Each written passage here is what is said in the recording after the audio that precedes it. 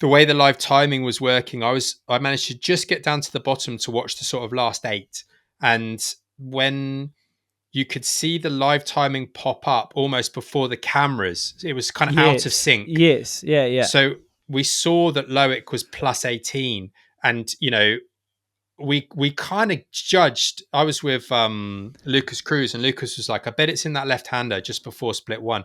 And sure enough, literally it cuts to Loic, and he was opening up. Him and Jackson and a few others were opening up that turn by kind of riding around the outside of the gully. The track fell away into these 2 rolling steps and then into a very tight left-hander.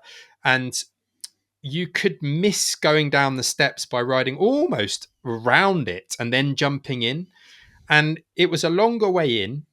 When you time them side by side, you lost quite a bit of time by setting up, but potentially you could get it back coming out. I wasn't convinced that you would, but that's by the by. But the way that Loic came in, I think that you had to scrub your speed perfectly to set you up. And it just looked as though he might have got a breaking point wrong, and he just went straight on. And that was such a shame, because again, you want it to be close, you want it to be exciting. And I'd say that's where the reseeding might be good, because Jackson was the man who won on the day and put in an amazing run. I think almost exactly 2 seconds ahead. Really, you want him to come down last, don't you? From the spectacle of it.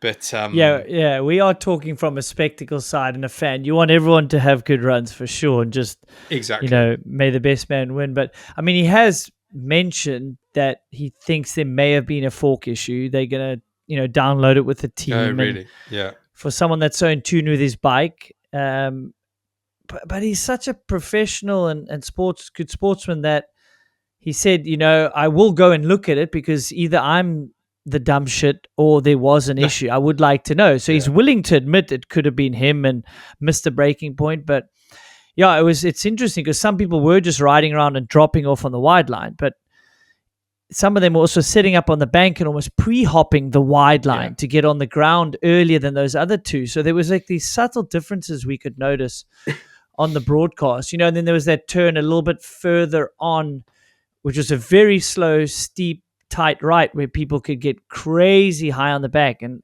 literally double into the back of some rocks.